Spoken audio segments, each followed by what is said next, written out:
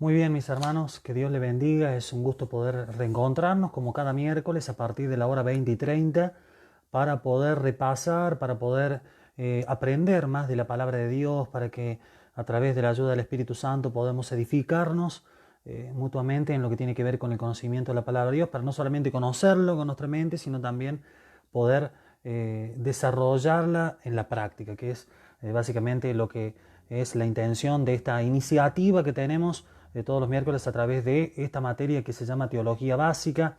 Teología Básica tiene el objetivo de presentar o por lo menos desarrollar o fundamentar las doctrinas principales, las 21 doctrinas principales que tiene la palabra de Dios, los tópicos principales que tiene la palabra de Dios. Yo le invito a mis hermanos, amigos que nos siguen también, que comparten la transmisión, que pueda tomar su Biblia o pueda buscar la aplicación de su Biblia, depende si la tenga en formato físico o formato digital, que tome su cuaderno, que tome una lapicera, que también puede generar preguntas porque el chat del Facebook Live nos permite poder tener de cerca lo que tiene que ver con las preguntas en vivo para que la clase, para que el vivo pueda servir de esta manera. Cada hermano de la iglesia, Centro Familiar Cristiano, la gente que sigue la transmisión, que pueda dejar su saludo, su mensaje para saber que están del otro lado, que están a través de la transmisión de Facebook Live, siguiendo lo que nosotros intentamos aportar desde este lugar. Hoy tenemos la segunda clase de lo que tiene que ver con la doctrina de escatología, doctrina que es muy importante, que es fundamental para poder entender, para poder comprender la palabra de Dios en general. Solamente dos reglas principales antes de comenzar este punto es que siempre debemos entender la Biblia de manera plenaria. Para aquellos que siguen la clase de manera habitual, saben que un entendimiento o una interpretación, o dicho un poquito más difícil, una exégesis de la palabra de Dios, siempre debe ser interpretada la palabra por la palabra de Dios. No debemos violar ese principio hermenéutico, porque es un principio hermenéutico que ni siquiera los cristianos establecieron, sino que los mismos judíos al interpretar la palabra de Dios de la ley mosaica en su momento, establecieron estos parámetros, ¿no? Entonces nosotros debemos entenderlo de esa manera, la Biblia en un sentido circular, en una manera plenaria. Por eso es importante, por eso es relevante que nosotros entendamos eso. Y segundo, que debemos entender esta doctrina también unido a esta verdad. Es decir, esta doctrina, por más que se trate los tiempos finales, por más que se hable con respecto al estado intermedio del estado del alma, por más que tengamos que ver otras cuestiones que parecen un poquito separadas una de la otra, pero debe verse de manera plenaria, como un cuerpo. No se puede separar doctrinas, porque eso provocaría dentro de este tópico que son la escatología o los temas escatológicos, ¿sí? Provocaría mucha confusión, provocaría lo que mucha gente ha tenido cuando se le ha hablado de la palabra apocalipsis. Imagina solamente destrucción, solamente muerte, solamente caos, y el apocalipsis es la esperanza de los santos, como dice el mismo libro de Apocalipsis. Por eso es importante que nosotros lo podamos entender de esa manera. Acuérdese, interpretar la Biblia de manera general, tener ese pensamiento cuando analizamos los versículos, y segundo, el hecho de entender también la escatología como un cuerpo, como una unidad. No podemos tomar solamente la resurrección de los muertos sin conocer, por ejemplo, lo que tiene que ver con el milenio. Es decir, no, está unido, está concatenado. Por eso, si nosotros perdemos de vista eso, algunos versículos se van a volver muy confusos. Por eso es importante que nosotros veamos de esta manera. En este caso, vamos a ver lo que tiene que ver con el estado intermedio. ¿Qué pasa cuando morimos? ¿Qué pasa cuando nuestro cuerpo, como dicen las personas habitualmente, parte de este mundo? Y de repente el cuerpo es enterrado, nuestra alma, quise decir, parte de este mundo. ¿Hacia dónde se dirige? Bueno, el destino de descanso o de castigo lo decidimos nosotros en la tierra, a través de nuestros hechos, a través de vivir en santidad, a través de rechazar el pecado. Eso queda claro, pero siempre es bueno recordarlo. Nosotros decidimos dónde vamos. Pero vamos a ver algunos detalles interesantes y vamos a pasar a analizar la primera palabra, que es una palabra griega, que es una palabra que es Hades. No es como el jugo, ¿no? Sino que tiene un H adelante, es Hades. ¿Sí? La palabra Hades viene de una palabra o eh, de una desinencia griega, de una palabra griega que se llama idein, idein, y da la idea de lo que no se ve. Y es interesante porque esta palabra no habla con respecto o no nos da pistas de dónde está el Hades. ¿Y qué es el Hades? El Hades es la morada de los muertos. donde están los muertos de manera directa, es decir, los buenos y los malos, pero sin contacto entre sí. Yo le pido por favor que se grabe ese concepto primero. Es decir, el Hades es el lugar total, ¿sí? Es como si usted entra a una casa donde hay 2 habitaciones y esas habitaciones no se comunican entre sí. Usted se va a una habitación y no escucha nada de lo que pasa en el otro lugar, y en la otra habitación igual. Bueno, la casa vendría a ser el Hades. Y hay una habitación donde están los malos, todas personas fallecidas, ¿no? Personas que no han creído en Cristo, que no lo han aceptado, o personas que no han guardado su santidad, están allí. Y del otro lado, aquellas personas que han guardado su santidad, que han creído en Cristo, ¿sí? Separados. Pero la casa en general se llama el Hades. No sé si queda claro el ejemplo, para que podamos entenderlo, ¿sí? Entonces, estamos hablando ahora de la casa en general, estamos hablando del Hades, ¿sí? Si nosotros miramos el Nuevo Testamento, hay una verdad muy interesante. Es que el Hades en el Nuevo Testamento significa el reino de los muertos, o por lo menos es la interpretación teológica que le da Pablo, la interpretación teológica que le da el escritor Lucas, la interpretación teológica que le dan el pasaje de Juan. Es decir, hay una uniformidad para entender que cuando hablamos de Hades hablamos del reino de los muertos, no de los reinos, el reino de los muertos cristianos o buenos, entre comillas, o el reino de los muertos malos. No, el reino de los muertos, así de general, ¿sí? Y eso también nos da la idea también de que estamos hablando de un lugar donde, aunque separados y distanciados, como ya vamos a ver que Cristo lo deja bien en claro, Cristo que es el teólogo por excelencia, ¿no? Lo que dice Cristo no tiene debate, es decir, no hay posibilidad de que nosotros podamos plantear otra cosa distinta. Vamos a ver algunos pasajes. El primer pasaje vamos a ver en este caso, que está relacionado con respecto al lugar de los benditos. Tenemos Lucas 23, el versículo 43. Vamos a ver lo que tiene que ver con este pasaje. Dice un pasaje bien claro, ¿no? Un pasaje realmente que nos ayuda a entender lo que el Señor quiere enseñar. Dice, entonces, hablando Jesús a uno de los que estaban muriendo al lado de él, en otra cruz, muy cercano a él, dijo, en verdad te digo, hoy estarás conmigo en el paraíso. Hay una expresión maravillosa cuando habla del paraíso, es decir, hoy estarás conmigo dentro de esa casa del Hades, en una de las habitaciones donde van aquellos que creen en mí. Básicamente se lo está diciendo de esa manera, para que sigo la ilustración para que usted lo entienda claramente. Es decir, es una promesa de que una de las habitaciones se llama el paraíso. No dice el cielo, dice el paraíso. Y le hace una promesa muy interesante porque le dice que va a estar con él, es decir, ese preso fallecido, esa persona va a tener la capacidad en ese estado intermedio. Ya vamos a explicar qué es lo que es estado intermedio. Ese estado intermedio es lo que pasa, lo digo ahora para que quede claro al principio, lo que pasa es desde el momento de la muerte hasta que usted pueda recibir el cuerpo glorificado. Lo repetimos, el estado intermedio es el estado del alma desde el momento de la muerte física con este cuerpo que tenemos, ¿sí? Un cuerpo que tiene naturaleza pecaminosa, hasta la resurrección con el cuerpo glorificado. Es importante que usted lo tenga en claro, ¿no? Eso se llama estado intermedio, por eso se llama estado intermedio, porque está en el medio de la vida que tenemos ahora y en medio de la vida que vamos a tener de manera plena con Cristo totalmente. ¿Se entiende lo que quiero decir? Muy sencillo es entendido así, ¿no? Es decir, pero para que quede bien en claro. Entonces hay una promesa en Lucas 23:43 que acabamos de leer, lo que tiene que ver con esta promesa que se le da a los benditos. Y cuando se habla de benditos, aquellos que han recibido la bendición. ¿Y cuál es la mayor bendición? El pan que descendió del cielo, que es Jesucristo. La promesa total, ¿sí? Que ha recibido el nuevo pacto. Entonces es importante que nosotros lo entendamos. Vamos a ver el segundo texto, ¿sí? En 2 Corintios 12, del 2 al 4.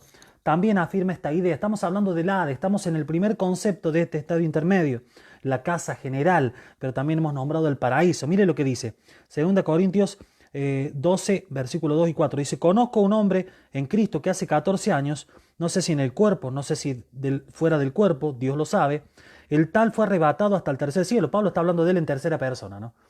Usted va a notar que hace este tipo de texto, es decir, él está hablando de él mismo, que tuvo una experiencia espiritual hace 14 años. ¿Sí? Que fue arrebatado al paraíso y escuchó palabras inefables o indecibles, ¿sí? Que no se pueden repetir, que el hombre no se le permite expresar. Bueno, lo dice ahí en la palabra final. ¿Qué es lo que está hablando? Está hablando también del lugar, dice que pudo visitar el tercer cielo. Y uno, ¿qué establece en nuestra idea, en nuestra mente tan limitada como la tenemos.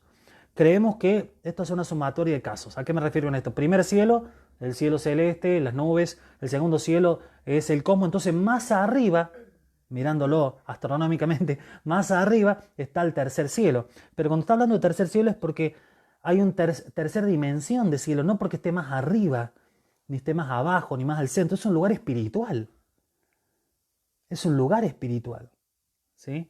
Es un lugar físico y espiritual. Ahora, si es físico, tiene una ubicación geográfica. Le tengo una mala noticia, la Biblia no dice dónde está. Se sacan conclusiones de que está en un lugar elevado o por encima, por varias cuestiones que vamos a ver en la clase de hoy. Pero debemos tener en claro esto. 2 Corintios 12, el 2 al 4 dice que Pablo pudo visitar de manera espiritual, aunque él no sabe definir, dice Dios lo sabe. Es decir, no sé si fui con el cuerpo, es decir, estuve en una visión o estuve físicamente, espiritualmente, no lo sabe describir. Y si una persona que escribió 13 cartas del Nuevo Testamento no sabe describir algo espiritualmente, dejémoslo donde está. Tampoco intentemos describir eso. Es decir, simplemente leemos y compartimos lo que dice la palabra de Dios en 2 Corintios 12, del 2 al 4. Es decir, una experiencia donde él tuvo en un tercer cielo, dice que donde escuchó cosas que no las puede reproducir. Bueno, es importante, ¿no? Es importante porque este es uno de los textos que habla también de que hay un lugar espiritual donde es un lugar físico y espiritual, donde él pudo estar presente como una persona física, porque Pablo estuvo presente físicamente, aunque él le añade la duda de no saber definir esto totalmente. Pero ya lo vamos a ver en otros pasajes para que nos dé un poquito más de claridad. Hablábamos de las dos habitaciones, ¿se acuerdan? Hablábamos de un lado dentro de la casa, que es el Hades, ¿sí? Hablábamos del paraíso y hablamos del otro lado del Gehenna, que es la palabra correcta, o del Seol, ¿sí? No el infierno. No hay nadie viviendo en el infierno, nadie se fue al infierno. Esto, dejémoslo bien en claro, ¿no? El lugar de los perdidos utiliza la palabra Gehenna. La palabra Gehenna, ¿sí? Con H entre medio de las dos E, Gehenna, ¿sí? La palabra Gehenna sostiene que es el lugar de los perdidos, la otra habitación, ¿sí? Así como le presentamos recién la habitación de los salvos, está la habitación de los perdidos, dentro de lo que es el Hades. Ahora, yo hablo de habitación, pero imagínense los millones y millones de personas que vivieron en los 5 continentes a través de todas las eras, desde Adán hasta hoy, en este minuto. Una habitación bastante grande, ¿no? Pero para que podamos entender, es decir, estamos hablando de espacios donde hay seres reales, históricos, que han poblado la tierra y que hoy están en un sentido almático, sin cuerpo, habitando en un lugar. Unos en el paraíso con la presencia directa de Cristo. Mire el privilegio, es decir, ni siquiera los discípulos tuvieron de manera total y absoluta esa presencia. Ellos tienen al Cristo glorificado continuamente. Un privilegio que nosotros anhelaríamos y anhelamos, aquellos que amamos al Señor, y seguramente usted comparte con nosotros. Es decir, algo que nosotros debemos identificar. Vamos a ir a un pasaje donde habla también del Hades y nos va a quedar en claro un pasaje tan mal interpretado. Es Mateo capítulo 16, el versículo 18. Mateo capítulo 16, creo que nos saltamos un pasaje, me parece. ¿Sí? Apocalipsis 2.7, muy bien, acá tengo a Clarita que me está ayudando aquí con los versículos, que realmente una bendición del Señor. Apocalipsis capítulo 2, versículo 7, tenemos el pasaje realmente muy importante. Dice, el que tiene oído, oiga lo que el Espíritu dice a las iglesias. Al vencedor le daré a comer el árbol de la vida que está en el paraíso de Dios. No dice en el cielo, dice en el paraíso de Dios. Ahora, es interesante, ¿no? Porque está hablando de que el árbol de la vida, símbolo de aquel árbol de la vida del cual no pudieron comer Adán y Eva en el comienzo de la creación, ellos pueden adquirir, pueden tener el árbol, símbolo de la vida eterna, como diciendo, la vida eterna inicia allí. Volvemos, es decir, y da una identidad de que ese lugar es un paraíso. ¿Sí? Porque toma un elemento del paraíso y dice, ellos van a tener ese árbol de la vida. Y esta da una idea concreta de que es un paraíso. ¿Qué característica física tiene ese paraíso, esa habitación? No lo sabemos, o por lo menos tenemos algunos detalles. pero lo vamos a ver en esta clase. Pero imagínese la presencia directa de Cristo, un lugar donde no hay sufrimiento, donde no hay muerte, pero todavía no es la plenitud. ¿Por qué? Porque todavía no se ha producido que estas personas sean investidas de un cuerpo físico glorificado y puedan reinar con Cristo por la eternidad.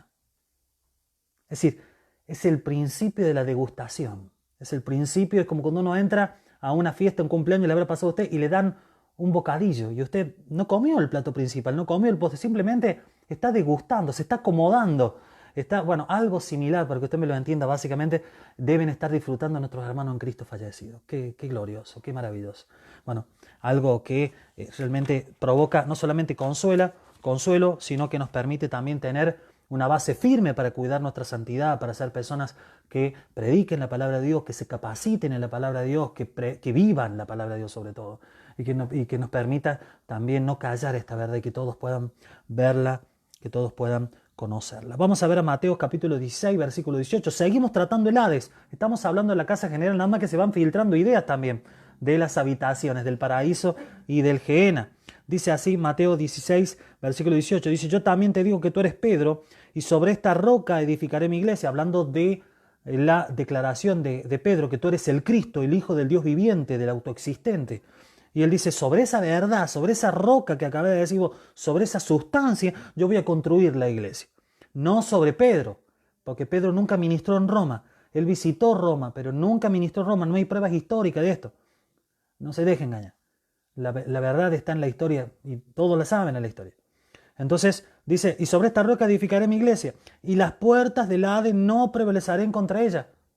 Y muchos se preguntarán, o por lo menos tendrán, o por lo menos dirán, ¿se ha tomado este versículo de qué manera? Que el diablo, que Satanás, no podrá vencer a la iglesia. ¿Escuchó esa interpretación? Que las fuerzas de este mundo no podrán vencer a la iglesia. No está relacionado con eso. ¿Sabe qué quiere decir ese versículo?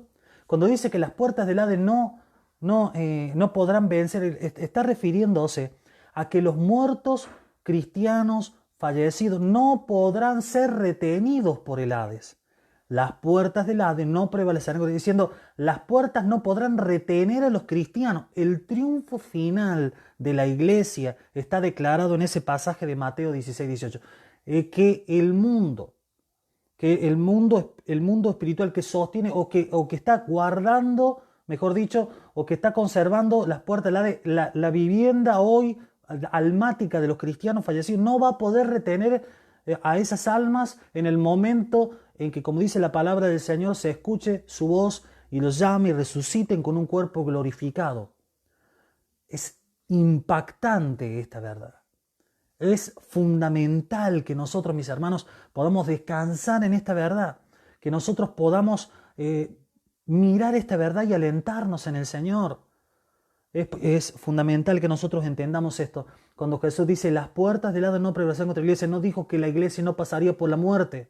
No dijo que no estaba relacionado en este pasaje, no hablaba de guerra espiritual, no hablaba de demonios, de que había que íbamos a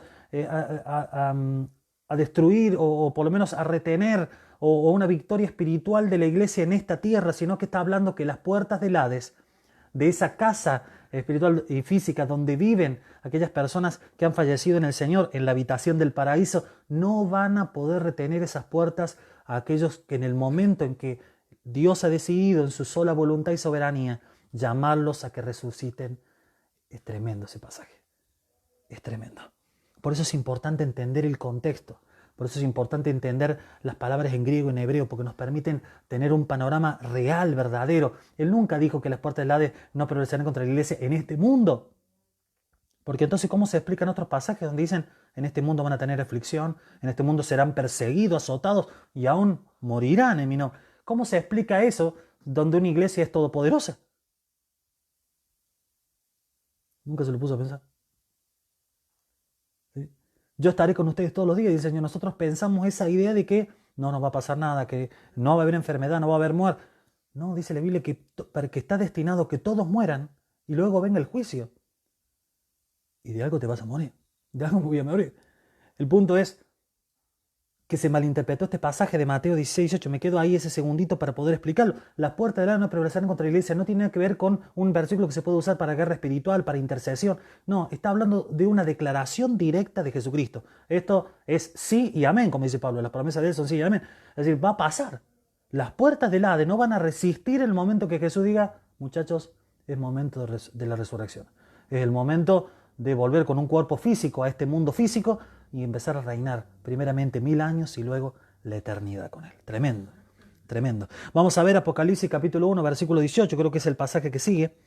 Apocalipsis 1, versículo 18 dice, y el que vive y estuve muerto, lo habla del pasado, ¿no? Y estuve muerto, y aquí estoy vivo por los siglos de los siglos. Mire, eso también se aplica a nosotros. Cuando pasemos por la muerte, ¿sí? Con la separación física de nuestros parientes en la vida, porque creo que es el dolor, la separación en sí para el cristiano. Dice, y yo estoy vivo por los siglos de los siglos, y tengo la llave de la muerte y del Hades, como diciendo, el Hades no va a poder retener a los cristianos. Cuando sea el momento que ellos deban resucitar, así como está planificado escatológicamente que resuciten según el mandato y soberanía de Dios, no va a haber nadie que lo retiene. ¿Por qué? ¿Cómo sabe Jesús eso? ¿Por qué las puertas del Hades no pueden prevalecer contra la iglesia? Porque Él tiene la llave. Él tiene la llave de la casa. Porque Él es el dueño de la vida y de la muerte. ¿Qué dijo Él? Yo soy la resurrección y la vida. Es decir, no podemos resistirnos ante alguien que no es que tiene la resurrección y la vida. Él es. Es decir, es parte de Él. ¿Cómo algo dentro de su naturaleza va a resistirse a Él mismo? Él es la resurrección y la vida. Para pensar, ¿no? Pero a nosotros nos tiene que llamar la atención, ¿no? Vamos a ver otro pasaje, Apocalipsis capítulo 20, el versículo 13 y 14. Mire lo que pasa aquí, por favor. Dice, y el mar entregó los muertos que estaban en él, y la muerte y el Hades. ¿Se da cuenta que divide la muerte y el Hades? Ya son dos pasajes que dividen la muerte y el Hades. Ahí vamos con eso. Dice, y la muerte y el Hades entregaron a los muertos que estaban en ellos, y fueron juzgados cada uno según sus obras. Y la muerte y el Hades, ya cuando se terminó el juicio a los muertos, dice que la muerte y el Hades, el lugar, la casa, para que usted me lo entienda, dice, fueron arrojados al lago de fuego. Esta es la muerte segunda, el lago de fuego. ¿Por qué dice esto? La muerte es personificada, es una técnica que se usa mucho en la palabra de Dios, sobre todo en el lenguaje profético, darle una entidad de persona a lugares y a ideas, ¿sí? Y acá se toma el concepto de la muerte en sí mismo. Es decir, dice el Hades, el lugar donde están los muertos, y la muerte en sí misma, pero la muerte como entidad, como respuesta al pecado del hombre. Es decir, después de los juicios ya no va a estar la muerte. Es decir, nadie más se muere. Por eso el final de los juicios se produce, el último juicio que usted lee ahí en Apocalipsis 20 recién, se produce al final del milenio, porque durante el milenio va a seguir naciendo gente y va a seguir muriendo gente. Por eso los ministerios de la iglesia van a estar activos en el milenio. Algunos se agarran la cabeza cuando lo digo eso, porque sí, va a seguir sirviendo en el ministerio que está, va a seguir, si está en la alabanza, va a seguir alabando al Señor, si usted es un evangelista va a tener que seguir evangelizando, porque 1/3 de las naciones va a sobrevivir y va a estar en el milenio. Y nosotros, los gentiles, como nos dicen los israelitas, los hermanos israelitas, nosotros, somos aquellos que vamos a gobernar esas naciones. No tenemos tiempo para verlo, pero están los pasajes en Ezequiel y también en otros textos en Zacarías también que dan a entender eso. Por eso es importante que nosotros cuidemos nuestra salvación. ¿Cómo perdernos? Como dice Pablo, esta salvación tan grande. Y es tan grande porque uno dice, bueno, pero me salvo yo. No, viene todo eso además. ¿Cómo perderme eso? Reinar con Cristo, con mis parientes fallecidos cristianos, durante toda la eternidad en un lugar donde no hay muerte, donde yo puedo seguir sirviéndole a Él. ¿Sí? Mucha gente se queda con la idea de que vamos a estar adorando continuamente, porque solamente toma el pasaje de Apocalipsis 4, donde se ve esa situación de adoración, que también va a haber. Pero por eso digo, tomar un solo pasaje para interpretar toda la Biblia con respecto a lo que va a pasar en el estado intermedio y luego en la resurrección, provoca confusión y provoca malas interpretaciones. La mayoría involuntarias, pero mala interpretación al fin. Leímos Apocalipsis 20 del 13 al 14, ¿sí? El Hades entrega a los muertos. Esta idea de que hay un momento que el Hades se abre y entrega a los muertos y empiezan a rendir cuenta. En este caso, la segunda resurrección. Es decir, se abre la segunda puerta. A ver, para que usted me lo entienda. Primera puerta, la puerta del Hades, pero sobre todo la puerta del paraíso se abre cuando el Señor diga, vengan benditos de mi Padre, llegó el momento de que resuciten y puedan ser y compartir las bodas del Cordero. Ese es en el momento del rapto. Quiero que se entienda bien esa primera puerta. Y la segunda puerta se abre en Apocalipsis 20, ¿sí? Porque en Apocalipsis 20 se puede ver claramente en el último juicio al final del milenio que se juzga a aquellos que no han creído en Cristo, ¿sí? Se abre la segunda puerta, se abre la puerta del Gehenna. Y es allí donde se produce, luego de ese juicio, lo que se llama el juicio de las naciones, se produce el momento donde la muerte, como respuesta al pecado, y también el Hades como lugar físico que alojó a los muertos, ¿sí? La casa sea arrojada al lago de fuego. Ese sí que el lago de fuego no deja de existir, existe eternamente, ¿sí? Ahora, ¿qué es importante? ¿Sí? Eso es la muerte segunda, dice el versículo. Es decir, termina la segunda muerte. ¿Por qué? Porque imagínense esto que van a pasar las personas que nazcan en el milenio, nacer bajo un reinado justo. Nosotros, las personas, no nos podemos imaginar eso. ¿Cómo sería vivir en una nación gobernada por Dios mismo? Donde prevalezca la justicia, el orden. La palabra de Dios habla de que va a ser gobernada con vara de hierro, esa idea de una dictadura benéfica, esta idea de que Él es el gobernante central, principal. ¿Cómo no podemos imaginarlo? Yo estoy intentando en este momento también, porque yo también soy ministrado por lo que estoy enseñando, porque es palabra de Dios. Y digo, no me logro imaginar eso, no logro poder visualizarlo. Nosotros estamos muy lejos de ser gobernados bajo un reino justo. Vivamos en el país que vivamos y sigamos la transmisión de donde la sigamos. Es muy difícil poder entender el pasaje, pero lo cierto y concreto es que el Hades y la muerte en un momento dejarán de existir. Es decir, ya no habrá muerte y no habrá un lugar donde están los muertos, simplemente porque ya no se va a utilizar. Por eso es arrojado la Hades, la muerte, también como una señal de la victoria total de Cristo. Esa victoria escatológica que comenzó cuando Él resucitó. Esa primera victoria que se va a terminar de traslucidar en el momento en que el Hades y la muerte sean arrojados al lago de fuego. Tremendo, ¿no? Vamos a ver Lucas capítulo 16, el versículo 19 al 31, vamos a quedar un tiempo allí, porque este es el pasaje donde Jesús habla claramente, y por lo menos específicamente, lo que tiene que ver con Lázaro y el rico, o el hombre rico y Lázaro. Está en Lucas 16, del 19 al 31, y hay un relato interesante, y acá también corremos riesgos, por decir así, en la interpretación que podemos darle a los pasajes sin conocer el contexto en el que Jesús está hablando. Jesús es un varón judío, aparte de su naturaleza divina, es un varón judío nacido en el siglo I, con un contexto teológico específico, y él tiene que hablarle a esas personas de manera específica.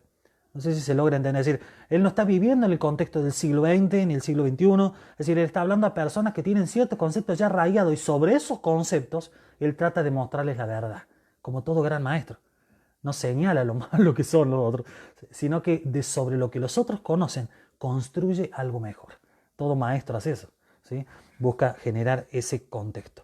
Fíjese lo que dice, lo vamos a leer para que lo podamos entender. Dice, había cierto hombre rico que se vestía de púrpura y lino fino, es decir, muy pocos judíos se vestían de púrpura y lino fino, generalmente aquellos que colaboraban con los imperios romanos, no precisamente los judíos que eran nacionalistas, y celebrando cada día fiestas con esplendidez.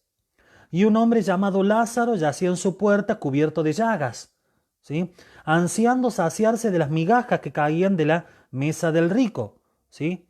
Recordemos que los judíos no tenían manteles cuando comían, ¿sí? Generalmente las migas, cuando caían, este es algo contextual, ¿no?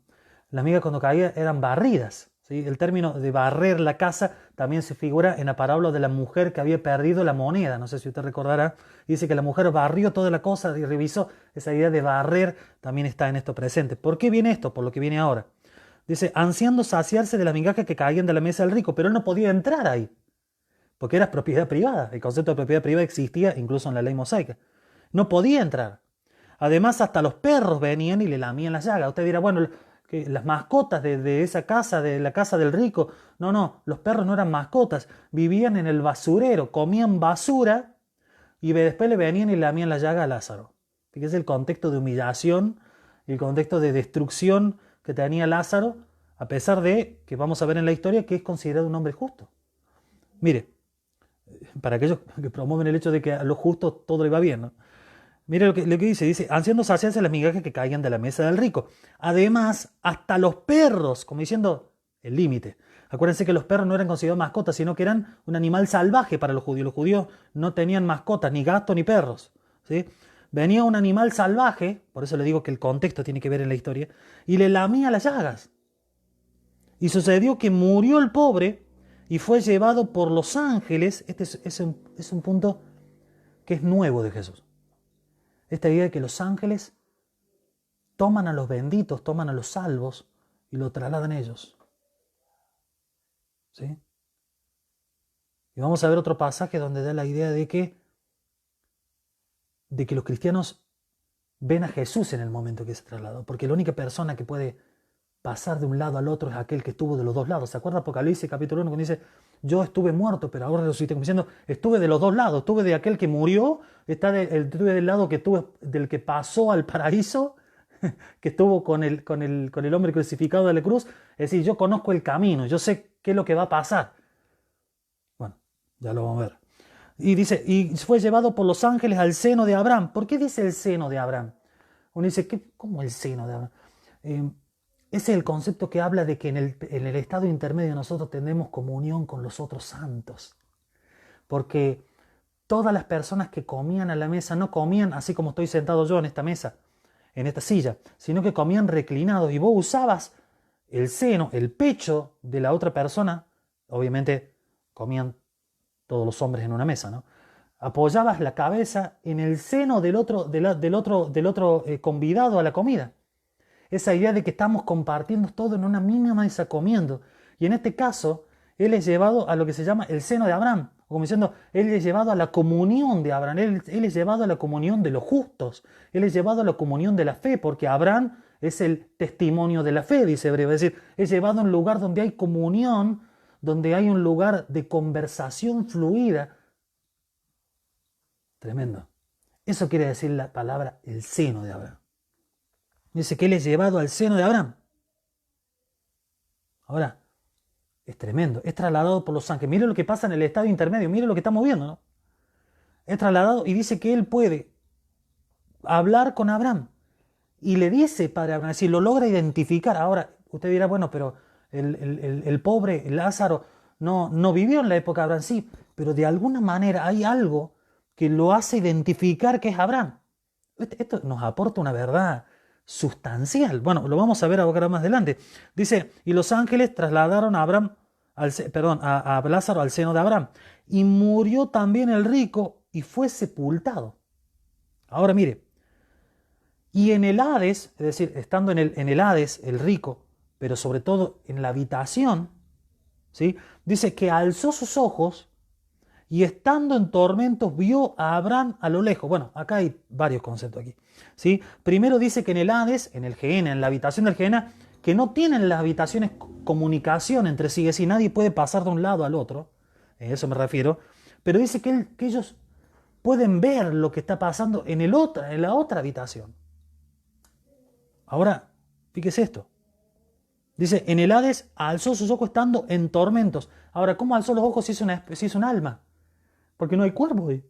Bueno, es un recurso literario que usa Jesús para poder mostrarlo. Es una historia. Que esto lo que está leyendo usted no es una visión, es una historia de Jesús. No es una parábola, pero es una historia. Él está predicando y él está usando esta prédica para poder ilustrar cosas que pasan en el estado intermedio. No sé si queda claro lo que estamos enseñando. Y dice que el rico, aquel que nunca ayudó a Lázaro, ¿se acuerda que Lázaro estaba en la puerta de la casa del rico? Y él nunca se muestra en la historia que lo ayudó, que le proveyó, y por ende no cumplió la ley, porque la ley mosaica decía que había que ayudar al huérfano, a la viuda, y establecía días específicos, establecía ayudas específicas. Es decir, en el contexto en el que Jesús está enseñando, donde todavía la ley está vigente, ¿sí? Él está diciendo, bueno, miren que el rico no obedeció la ley. Bueno, ¿y por qué es juzgado? Por la ley, porque está bajo ese periodo, ¿sí? Ahora, y dice que estando en tormentos vio a Abraham. Ahora, ¿qué tormento puede tener alguien que no tiene cuerpo? Bueno, pero tiene mente. Ahora, ¿cómo será ese tormento? Que esta persona dice que de repente, gritando, ¿sí? Acuérdense que los judíos, cuando se hablaba de gritar en alguna historia, siempre estaba asociado con la mala educación a la desesperación. Entonces dice, y gritando dijo, Padre Abraham, ten misericordia de mí, y envía a Lázaro para que moje la punta de su dedo en agua y refresque mi lengua, pues estoy en agonía en esta llama. Acuérdense, estamos en un contexto literario donde Jesús está expresando una idea espiritual con elementos naturales. Ahí está la gracia y la gloria del maestro, ¿sí? En mayúscula la palabra, la M de maestro. Dice, Padre Abraham, ten misericordia. Es decir, la persona que está en el Gehenna, que está bajo lo que dice la palabra, esa horrenda expectación de juicio, sabiendo que ya va a ser condenado, pero todavía no llegaste al castigo final, pero ya eso produce una condena y un ataque, por decir así, una ausencia total de paz. Fíjese que esta persona comienza a gritar, comienza a pedir ayuda, auxilio ante esta tortura que estaba sufriendo. Jesús lo utiliza de una manera corporal, porque utiliza que esta persona parece que tuviera cuerpo, pero es un recurso literario. Y dice, estoy en esta llama, que me venga a ayudar, que moje la punta de su lengua y me venga a refrescar. Sí, esa es una expresión muy judía, como diciendo, no me des un vaso de agua, dame aunque sea una punta. Bueno, es un símbolo como diciendo de desesperación, de clamor. ¿Sí? Dice, y que moje la punta de su dedo en agua y refresque mi lengua. Ahí también puedo ver que lo ve corporizado a Lázaro, lo ve corporizado a Abraham, por eso lo ve y le pide ayuda. Eso también es un dato con respecto al estado intermedio. Es muy importante lo que estamos viendo aquí, ¿eh? Pero Abraham le dijo, hijo, recuerda que durante tu vida recibiste tus bienes y Lázaro igualmente males. Oiga, mire, en este punto se nos podrían armar varios conflictos con esa expresión, ¿no? Como diciendo que hay elementos que Dios en su infinita soberanía, como el Hashem, como el nombre, Él sabe que va a haber males y bienes en cada persona. Él sabe que va a haber cuestiones que van a estar en la vida de tal persona y tal otro sin que le influencie de manera histórica. ¿Se entiende? Es decir, Él sabe que va a haber males para uno y bienes para el otro. Ahora, fíjese lo que le contesta. Mire lo que dice. Padre Abraham, le clama, versículo 25, dice, pero Abraham le dijo, hijo, recuerda que durante tu vida recibiste tus bienes, como diciendo, recibiste recursos y no lo usaste. ¿Para qué? Para cumplir la ley. ¿Qué decía la ley mosaica para los que vivían bajo la ley? Hasta ese momento, hasta la muerte y resurrección de Jesús. ¿Qué decía? Que tenías que ayudar al huérfano, al viudo, lo que dijimos recién. Es decir, tuviste tus bienes. ¿Qué hiciste con tus bienes? Por eso yo le decía, esta historia denuncia el contexto. ¿En qué momento Jesús está hablando esto? ¿Sí? Ahora le dice, recibiste tus bienes, y Lázaro igualmente, como diciendo a él, le tocó una vida desgraciada, pero no porque le tocó de una manera de suerte, sino que tuvo esa situación. Las llagas reflejan que había una enfermedad crónica, incurable, ¿sí? Y que por ende no se le daba trabajo. Entonces él terminó pidiendo en la calle. Básicamente se trata de eso. Algunos creen que está refiriéndose también a un leproso, porque los leprosos generalmente desarrollaban llagas en el cuerpo, ¿sí? Entonces, y los perros se acercaban generalmente o estaban conviviendo con los leprosos porque los leprosos vivían en el basurero.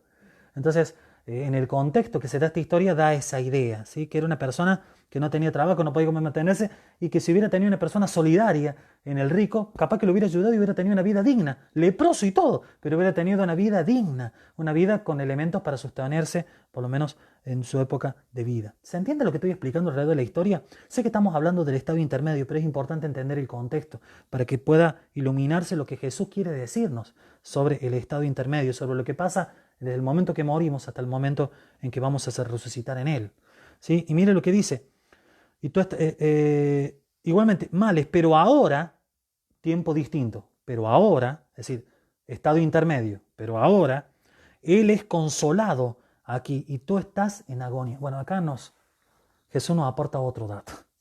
¿Sí? ¿Qué está pasando en ese lugar con los salvos que han muerto? ¿Qué pasa en la habitación del paraíso? Y ahí da esta idea, ¿no? ¿Se acuerda la idea? El seno de Abraham. ¿Cuál es la idea? Comunión íntima con cristianos ya fallecidos. Tremendo. Él lo puede identificar a Abraham, puede convivir con él, puede estar con él. Y otra parte, algo que hace directamente con Dios. Podemos ver las dos relaciones, una con los iguales, con los otros cristianos y hombres de fe que murieron en Cristo, que creyeron en Cristo, que vivieron de acuerdo a la voluntad de Dios revelada según la dispensación que hayan vivido.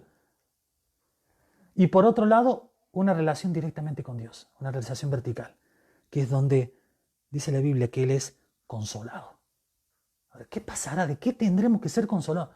Bueno, hay teólogos que han desarrollado libros sobre esto para tratar de pensar qué es lo que dice. Nosotros no podemos agregarle a la Biblia lo que la Biblia dice, pero simplemente cuando hablamos de consuelo es porque ha habido un sufrimiento previo. Y no creo que o estoy seguro, mejor dicho, que en el estado intermedio haya sufrimiento donde está Cristo resucitado de manera directa, donde hay comunión con los parientes fallecidos, donde hay comunión con los cristianos de todas las épocas. No parece por sentido común que haya sufrimiento ahí. Es decir, es un sufrimiento previo. Y aquí hay muchas teorías, ¿no? Hay una palabra que se utiliza en Apocalipsis que se llama enjugar. Y esa palabra enjugar en el griego significa meter una lágrima para adentro. Y una de las promesas que se le da a los santos al comienzo del libro de Apocalipsis dice, y Él enjugará toda lágrima. Esta idea de que en el estado intermedio hay un proceso de sanidad. ¿Se acuerdan lo que le pasaba al rico? Que recibía un proceso de tortura mental. Bueno, los salvos están bajo un proceso de sanidad mental, de consuelo mental. ¿De qué? Yo no puedo decir algo que la Biblia no dice, pero seguramente de lo que han vivido en el pasado. ¿Qué sanidad? ¿De qué manera? ¿Cómo lo hace? No lo sabemos. Sabemos que una lágrima que se ha llorado y que cae no se puede meter para adentro. Eso es contra natura. Pero Él hace lo que quiere porque Él creó lo natural o lo no. Él hace lo que le parezca a Él. Él puede hacer que esa lágrima como si nunca hubiera sido llorada. Algunos teólogos dicen, es como que es un proceso de borrado selectivo de archivos. Esa idea de que Él hace como una cotejación de nuestros archivos mentales y desecha todo aquello que provoque dolor. ¿Sí? Nunca estuvo. Y uno dice, bueno, ¿cómo lo asociamos a esto? Está muy volado eso, hermano. Bueno, dice la Biblia que Él decide, cuando nos perdona, arrojar nuestros pecados al fondo del mar y olvidarse de ellos. Nunca estuvieron. No existe alguien que pecó 2 veces para Dios. Él decidió olvidarlo, es decir, en su soberanía Él decide olvidarlo. Algunos teólogos dicen, bueno, tiene esa característica Dios, ¿por qué no la va a tener para esto? Para hacer que nosotros también podamos olvidarnos los sufrimientos que hemos tenido en esta tierra. Los dolores, los traumas, las miserias que hemos pasado. Por eso es interesante el pasaje, ¿no? Vio lo profundo que es, ¿no? Miren lo que dice. Dice, pero ahora Él es consolado aquí y tú estás en agonía. Fíjese que no dice muerte, agonía. ¿Qué es lo que es la agonía? La palabra agonía está relacionada con lo previo a la muerte. Esta sensación de que me estoy muriendo, pero no me morí todavía. Esa sensación de estar siendo torturado en vida. Fíjese, versículo 26 dice, y además de todo esto hay un gran abismo puesto entre nosotros y vosotros, de modo que los que quieran pasar de aquí a vosotros no puedan, y tampoco nadie puede cruzar de allá a nosotros. Esto es claro, ¿no? Las 2 habitaciones están en la misma casa, que es el Hades, pero la Gehenna, ¿sí? O el Seol, dicho en hebreo, y el paraíso no se pueden conectar. Ahí se lo dice a Abraham, le contesta a Abraham al rico, le dice, no puede pasar nadie de aquí para allá, ni tampoco de donde estamos nosotros hacia ustedes. Es decir, están separados, vos nos podés ver a nosotros. Pero nunca nombra que Abraham ni el joven rico pueden verlo al hombre rico. Perdón, que Lázaro y Abraham no pueden verlo al hombre rico. Pero el hombre rico que está siendo torturado básicamente por su propio pecado y su propia decisión en el Gehenna, sí puede verlos. Como si también el castigo fuera ver lo que me perdí, ver lo que rechacé, ver lo que me perdí por pecar, por no vivir en santidad, por no congregarme, por no ser fiel a Dios, así, por tantas otras cosas. ¿Qué historia que cuenta Jesús? Se dio cuenta, ¿no? Así que, qué profundidad. ¿Y cuántos mensajes podemos sacar? ¿Cuántas prédicas se podrían sacar de esto? No es simpática la prédica, pero es necesaria. Porque es importante que nosotros sepamos. Porque esto también puede provocar que la gente se arrepienta de sus pecados y se vuelva a Dios. Mire lo que dice aquí. Versículo 27, ya llegamos al final, pero también siguen varias verdades importantes sobre lo que pasa en este estado intermedio.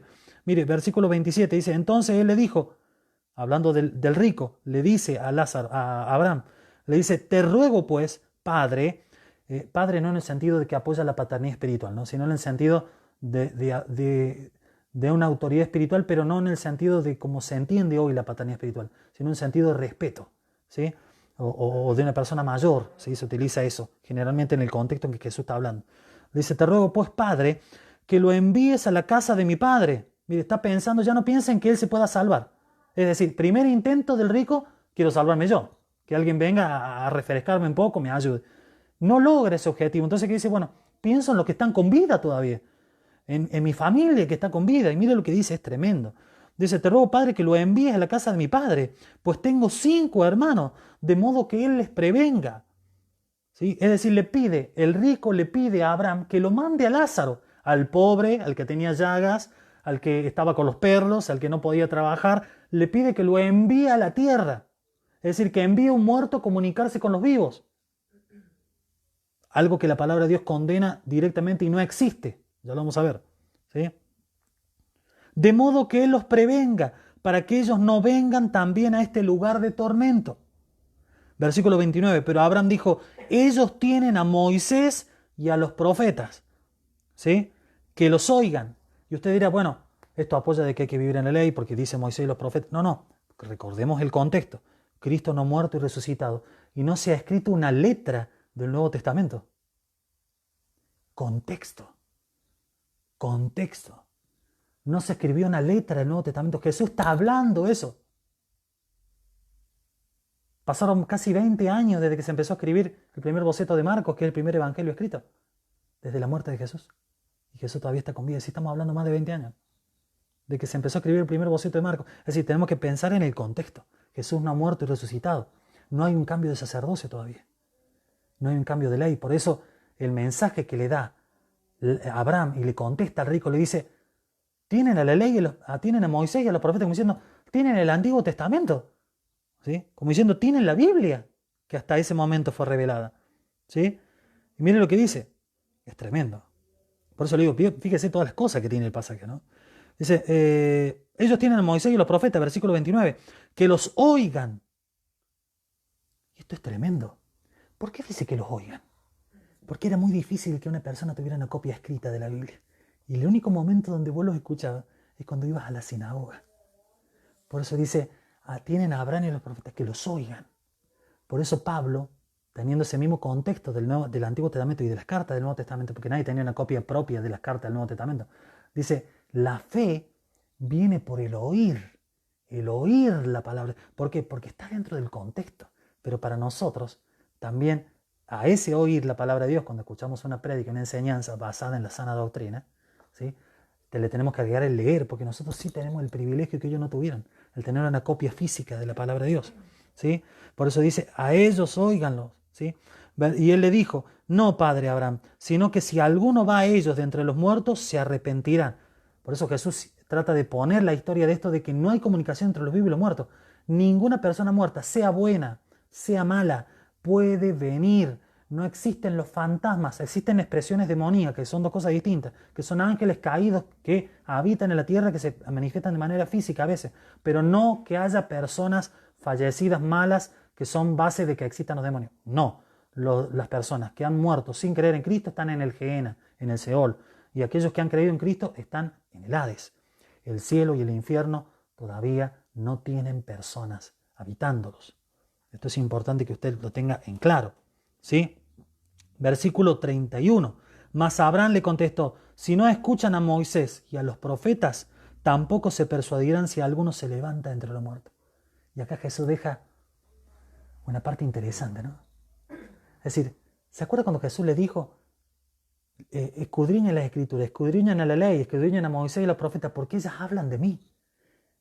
Y él le dice, al final le da una palabra a los judíos que lo estaban escuchando, muchos de ellos eran fariseos, maestros de la ley, y le dice, muchachos, si no le creen a Moisés y los profetas que hablaban de mí, del Mesías, del enviado, menos cuando resucite entre los muertos, menos cuando Él resucite de entre los muertos. Maravillosa palabra. ¿Se dio cuenta todo lo que aprendimos? ¿Sí? ¿Se dio cuenta todo lo que vimos en la clase? Usted puede rever esta parte del video varias veces, porque hay muchas cosas que se dicen en el momento, y a veces uno me ha pasado a mí también viendo clases, que no llego a notar, no llego a tomar nota de lo que se está, o no logro entenderlo totalmente. Quédese tranquilo que nos ha pasado a todos. Usted puede revisarlo, puede mirarlo más en detalle, pararlo al video y puede seguir viéndolo más en detalle. ¿Sí? Vamos a seguir viendo otros pasajes muy importantes, muy interesantes, que también siguen desarrollando esto que está sucediendo, o por lo menos sucede en el estado intermedio. Bueno, el estado intermedio es una de las cuestiones escatológicas que pasa en este momento.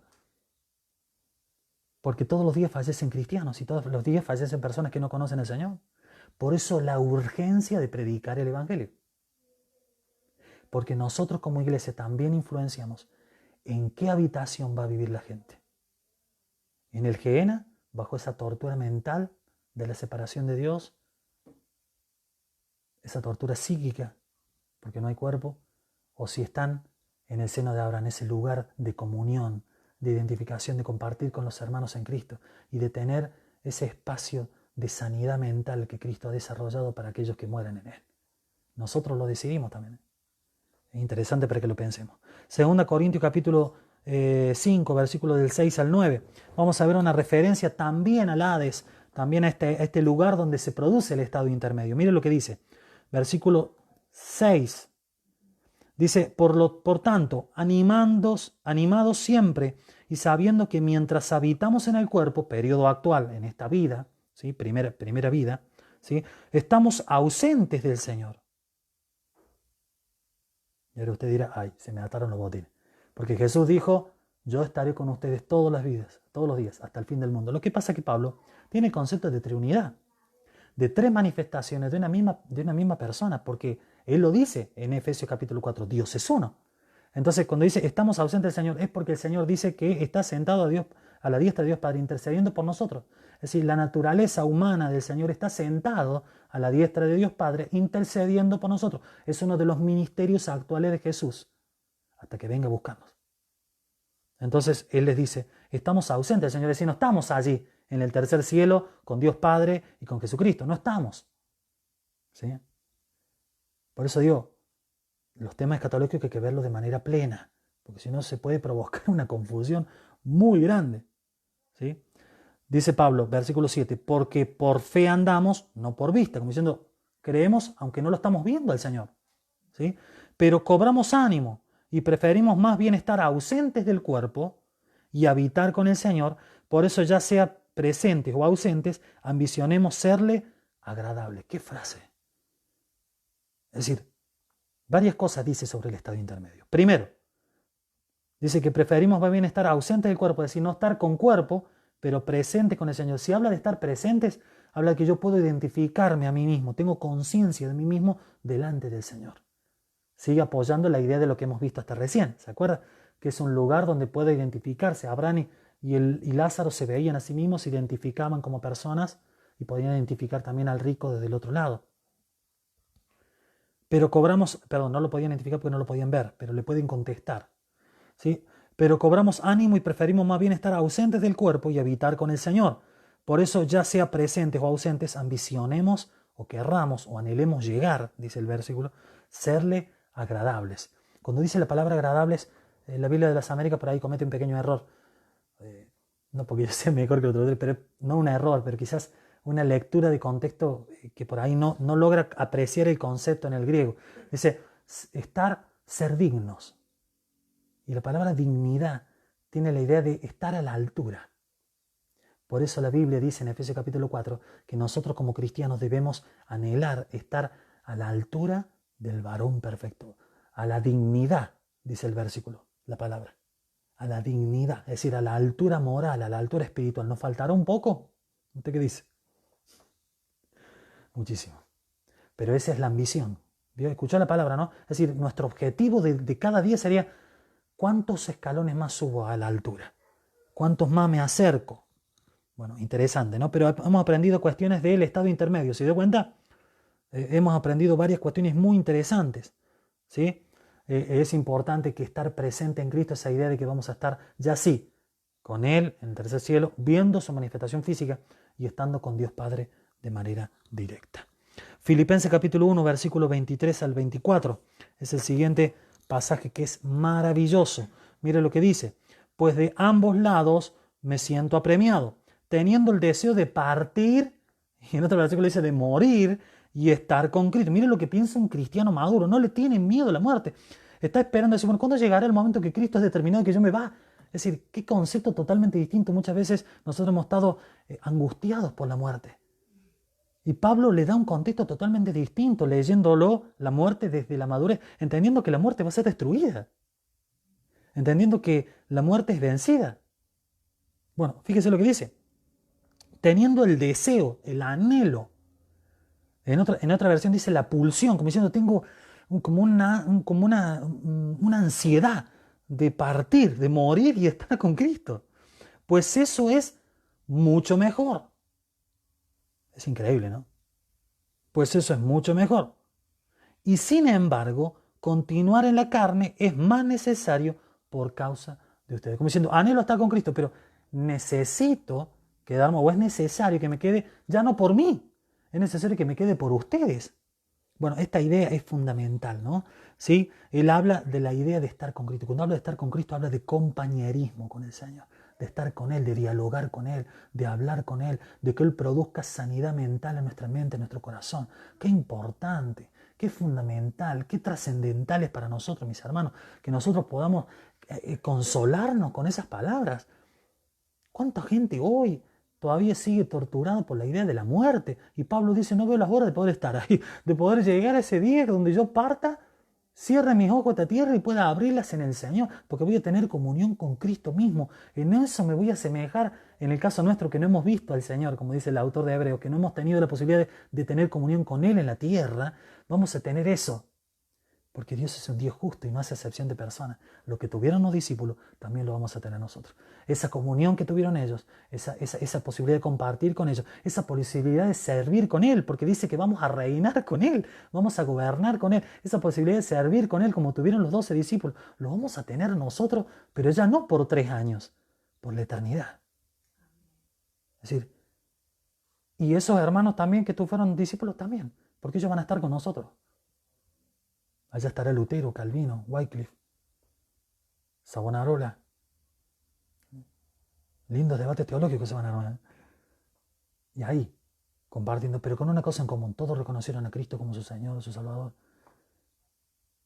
¿Cómo perder, cómo descuidar, dice Pablo, esta salvación tan grande, ¿no? Hoy pensemos, ¿estamos descuidando nuestra salvación? Porque nos vamos a perder esta promesa tan gloriosa que estamos viendo. Este estado intermedio, que solamente es, como le enseñé, ¿no? Ese bocadito en el casamiento, esa probadita. Usted dirá, pero ¿cómo él, estando con Cristo, teniendo compañía? Claro, pero todavía no tenés cuerpo físico, todavía no volviste a servir, estás siendo sanado. Es el comienzo. Wow. Si es el comienzo, no quiero saber cuál es la torta, cuál es el final. Bueno, ya lo vamos a ver en la materia. Apocalipsis capítulo 6, vamos a ver el versículo 9 al 12. Mire, esta parte es fundamental porque nos habla del estado. Mire lo que dice. Cuando el Cordero abrió el quinto sello, vi debajo del altar las almas de los que habían sido muertos a causa de la palabra de Dios y del testimonio que habían mantenido. Acuérdese, lo que está teniendo Juan es una visión. Es una visión. Y usted dirá, bueno, ¿qué tiene que ver? Es una visión. ¿A qué me refiero con esto? Él está viendo algo que Dios le está diciendo. Esto le está diciendo algo que tiene que ver con el estado intermedio. Estas personas, fíjese que dice, al vi las almas. No dice las personas o cuerpos. Vi las almas. ¿Sí? Vi debajo del altar las almas de los que habían sido muertos a causa de la palabra de Dios y del testimonio que habían mantenido. Y clamaban a gran voz. ¿Quiénes son esos que han muerto en el periodo de la tribulación? Por eso digo, si yo leo este versículo, entiendo de que ese soy yo. Claro, pero después cuando estudio bien escatología me dicen, no, esto tiene que ver con las personas que habían muerto a causa de la palabra de Dios y del testimonio que habían mantenido. Esos habían muerto por resistirse a la bestia. ¿Quiénes son estas personas que se habían apartado, pero que en el momento del arrebatamiento dicen, uy, me quedé? Se vuelven a Dios y se vuelven artífices de la resistencia a la bestia. No sé si me logra entender. Esas personas terminan muriendo o de hambre, de inanición, o muertos bajo el imperio de ese nuevo imperio romano renacido que es el que conforma con las naciones europeas el anticristo y que termina gobernando el mundo finalmente. Dice, y clamaban a gran voz diciendo, ¿hasta cuándo, Señor santo y verdadero, esperarás para juzgar y vengar nuestra sangre de los que moran en la tierra? Y se les dio a cada uno una vestidura blanca. ¿Cómo se viste un espíritu? Es un símbolo. Por eso es una visión. Porque dice que estaban las almas debajo del altar. ¿Se acuerda que lo leímos recién? ¿Cómo se viste un alma? Porque no tienen cuerpo. El alma no necesita vestidura. Es un símbolo. ¿Sí? Se le dio una vestidura blanca, símbolo de santidad o de una santidad, el símbolo de la santidad personal. Y se les dijo que descansaran un poco más. ¿Sí? Y descansaran un poco más. de tiempo, hasta que se completara también el número de los consiervos y de sus hermanos que habrían de ser muertos como ellos lo habían sido. ¿Se acuerdan que dijimos? Estos son muertos, entre comillas, especiales. Son aquellos que mueren en el periodo de los 7 años de la tribulación y la gran tribulación. Son cristianos apartados y judíos mesiánicos que creen en el Señor en ese periodo, esa ventana de tiempo, mientras el resto de los cristianos, los que hemos salido del Hades, ya estamos con el Señor, con un cuerpo glorificado en las bodas del Cordero. Por eso es mejor creer por la buena. Crea en esta época, no espere la otra, porque se va a perder la boda del Cordero. Mire lo que dice, hasta que se completara también el número de los consiervos, es decir, faltaba gente, por eso no se había producido el juicio, por eso no se había producido el momento en que aquellos que le habían dado muerte iban a tener su justo castigo. Versículo 12, vi cuando el Cordero abrió el 6º sello y hubo un gran terremoto y el sol se puso negro, y sigue el relato apocalíptico. ¿Qué dejamos como enseñanza? ¿Sí? Ellos pueden comunicarse con el Señor. Los muertos, estos muertos que van a morir en la época de la tribulación, cristianos apartados, judíos mesiánicos, son personas que tienen comunicación directa con el Señor y hasta le hacen preguntas. Esto es interesante, ¿no? El que podamos hacer preguntas, cuánto podremos aprender o verdaderamente aprender, en ese caso porque tendremos al Maestro enseñando. Y, como dice la palabra del Señor, tendremos de manera directa y totalmente desarrollada la mente de Cristo. Bueno, hay muchas, imagínense si nos ponemos en detalle cada uno de estos pasajes, ¿no? Es decir, podríamos aprender muchas cuestiones. ¿Qué hemos aprendido también? Y es bueno repasarlo. Hay un lugar de tormento. ¿Se acuerda cómo se llamaba? El Gehenna. El Gehenna es el lugar de tormento almático y psíquico, no físico. El tormento físico llega en el momento del lago de fuego, en el momento que las personas que resucitan pasan al lago de fuego. ¿Sí? Es un lugar, lugar donde hay almas sin cuerpo. ¿Sí? Aunque son presentados de manera antropomórfica, con forma de cuerpo, no tienen específicamente cuerpo. ¿Sí? Hay conversación sin inhibiciones, pueden charlar, conversar, dialogar. Y lo más interesante, o por lo menos una duda que tiene la gente, es ¿qué podremos recordar en el estado intermedio? Y es allí donde los teólogos desarrollan varias teorías. Escuchó bien la palabra, ¿no? Un cartel brillante en rojo, teorías, ¿sí? Que hablan de que ese periodo, por lo menos en la habitación del paraíso, se produce una sanidad. ¿Se acuerda que se utiliza la palabra serán consolados?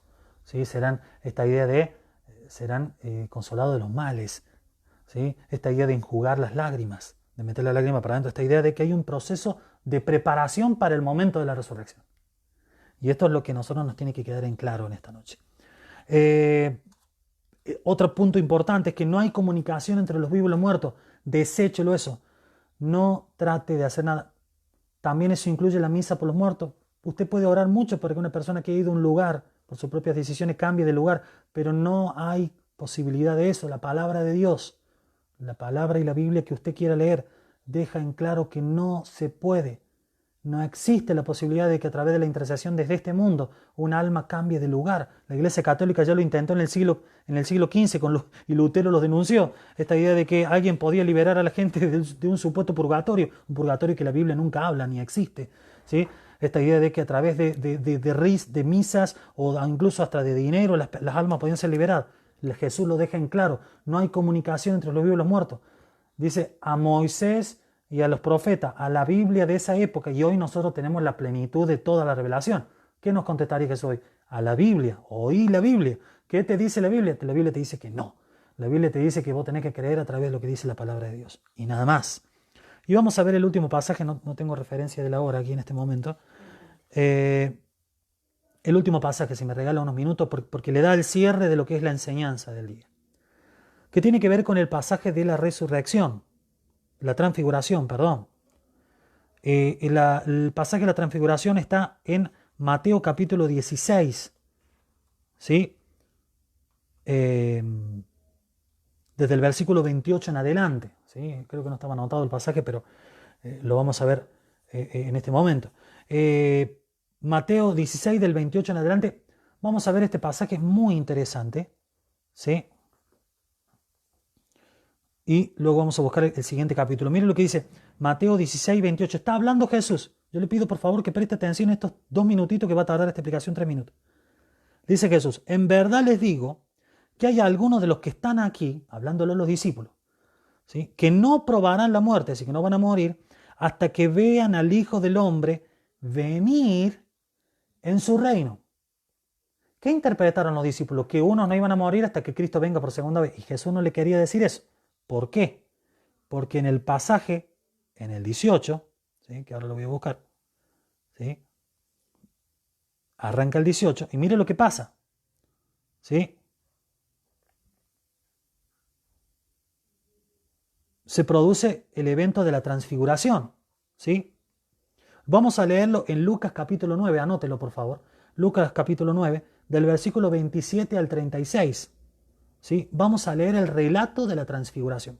¿Se acuerdan lo que vimos recién, lo que acabamos de leer? Jesús le dice, algunos de ustedes, muchachos, no van a probar la muerte, no van a gustar la muerte, hasta que vean venir el reino de Dios. Ahora, ¿qué tiene que ver la transfiguración? Aquellos que les gusta leer la Biblia y conocen el texto de la transfiguración. ¿Qué tiene que ver la transfiguración con la venida del reino de Dios? Hay una cuestión específica que nosotros podemos ver de este periodo, que es la transfiguración. Nos muestra, este relato nos muestra claramente algo que nos va, por lo menos a mí, me pone la piel de gallina. Mire lo que dice. Versículo 28. Y como 8 días después de lo que le dijo Jesús, ¿se acuerdan? No gustarán la muerte y algunos de ustedes van a venir a ver el reino de Dios. Bueno, mire lo que dice. Y como 8 días después de estas palabras, Jesús tomó consigo a Pedro, a Juan y a Jacobo, o Santiago, aunque se llamaba Jacob, pero lo traduce Jacobo, y subió al monte a orar. Costumbre de Jesús. Acuérdense que Jesús vivía en un monte, ¿no? Y mientras oraba, versículo 29, la apariencia de su rostro se hizo otra, y su ropa se hizo blanca y resplandeciente. La misma imagen que ve Juan en Apocalipsis capítulo 1. Anótelo. La misma imagen, ¿sí? Y aquí 2 hombres hablaban con Jesús, no con Pedro, ni con Juan, ni con Santiago. Con Jesús, ¿sí? Y eran Moisés y Elías. Tremendo. Quienes apareciendo en gloria, hablaban de la partida de Jesús, de la muerte de Jesús, que él estaba a punto de cumplir en Jerusalén. Hablaban de la muerte de Jesús. Tremendo. 2 personas del Antiguo Testamento hablando de manera directa con Jesús. Estamos viendo una escena de lo que está pasando hoy. Está relatando wow. Estamos viendo en ese versículo una escena de lo que estamos viendo hoy. Nuestros parientes en Cristo, los hombres del Antiguo y del Nuevo Testamento, hablando directamente con Jesús de manera plena, ininterrumpida, sanos físicamente, hablando con Él. Mire lo que está pasando. Y estos 3 muchachos, estos 3 discípulos, estando en vida, ven esto, que no es una visión. Es una representación directa. Por eso Jesús le dijo, lo van a venir a ver el reino del cielo. ¿Cuál es el reino del cielo? Eso. Mire lo que pasa. Y aquí 2 hombres hablan como versículo 22. Versículo 32. Y habla Pedro, y como todos los humanos siempre metemos la pata en el balde, y mire lo que dice. Pedro y sus compañeros habían sido vencidos por el sueño, pero cuando estuvieron bien despiertos, vieron la gloria de Jesús, ¿sí?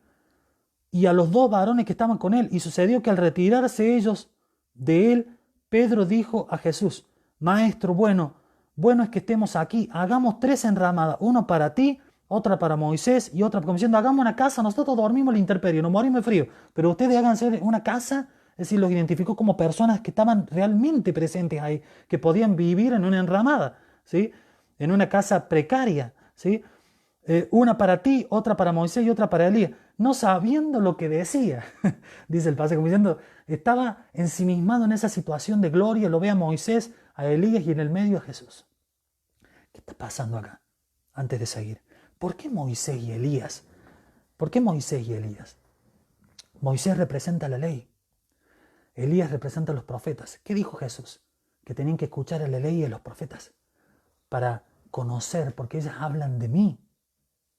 ¿Quiénes aparecen en la venida del Señor, en el anticipo de la venida del reino de Dios? Elías y Moisés. ¿Sí? Y también, ¿qué representan Elías y Moisés para nosotros? Bueno, lo que dice la palabra de Dios.